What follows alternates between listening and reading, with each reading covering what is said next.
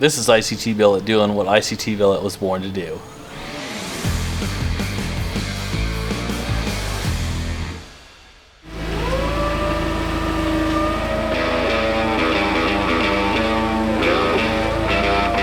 Progress we made on the truck so far is we pulled the 350 out, we washed the engine bay and the frame. We have the LT1 with the 8-speed ready to go in. It's painted up, looks very nice. The DOD delete is done on it, so it's gonna have much better noises coming from the engine. We're excited to get this in there and hook it all up. So this is the point where ICT Billet, where we really get a shine here. The parts that we used on this build were our beautiful valve covers, which look amazing, I might add, and our valley pan really dressed things up. This is our Gen 5 LT power steering pump kit. So this is really designed for the newer style water pumps like 2019 and up LTs. We build these kits because Gen 5 LTs did not come with power steering from the factory. They're all electronic power steering. So obviously when you're swapping into an older vehicle, you need power steering.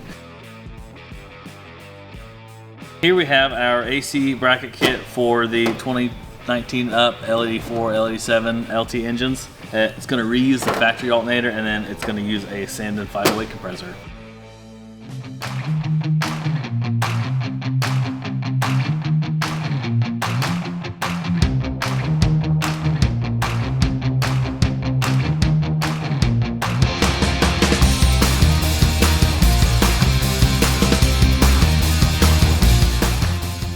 So the fuel system on the C10, we're gonna run the PWM like a factory pulse whip pump. So the one thing you have to make sure on that is that your pump is set up for it and the wire harness. The wire harness we have is not made for it. So we just opted to go with a Corvette fuel regulator system, which brings the pressure down lower than you're supposed to run with LTs, at least for the factory's sake. We've ran these in the past, I had great success and no issues.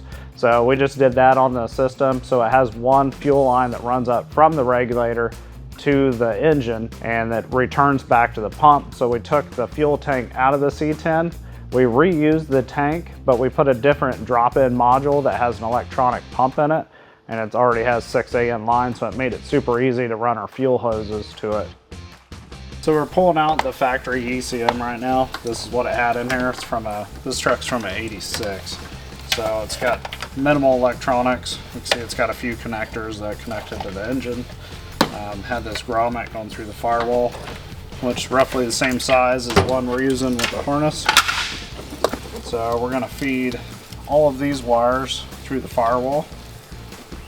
That way we don't have to look at the ECM. We'll have all that on this side of the firewall. We have here our new TCM and ECM for this engine. So we'll just go ahead and plug these in here. And a couple of things that we had to make for it was like the throttle pedal mount, because the other ones we've seen out there, they just put the pedal in a weird place and the pedal wouldn't bottom. It would bottom out on the floor before it would go full throttle, which we kind of need that. We did make a wiring adapter for the pump because we use the new center location, so it makes it look like an LS engine because the water pumps back in the center. So the other thing we used on the transmission was we made a bracket to put the old style mount on it so we can use a cross member that's already made for the truck. So it makes it a lot simpler to just bolt it in there. So the build went really well. We had a few issues, like the exhaust was hitting on some spots, so we're gonna go up a different manifold. The radiator that we bought didn't fit it either, so we just stuck with the factory radiator. It's kind of ugly, but I mean, it works just fine in there, so super easy.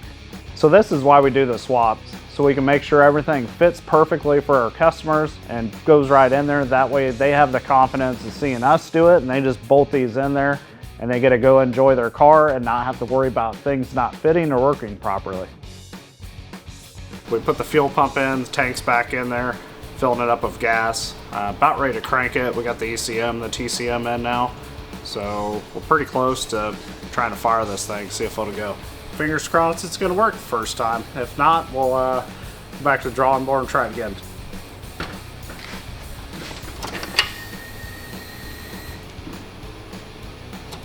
Oh, yeah, there's nothing.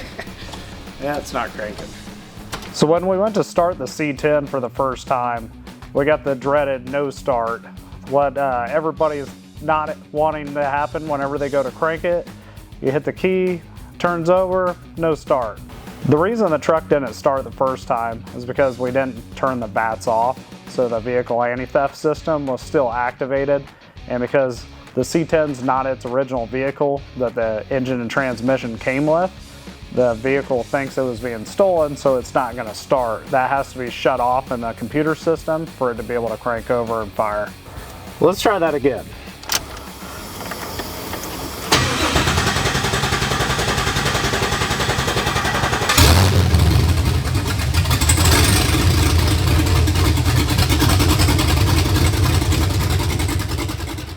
So the next steps here is the truck's all ready, it's running. So now we just need to put it in the truck and load it up and go to LS Fest, Texas and see all of our amazing customers. Thanks for hanging out with us on this project. Look, I get it, this part's kind of annoying, but smashing the like button, subscribing, and hitting the bell really helps us out. Trust me, you're not going to want to miss out on what's coming next. Stay tuned for more awesome projects.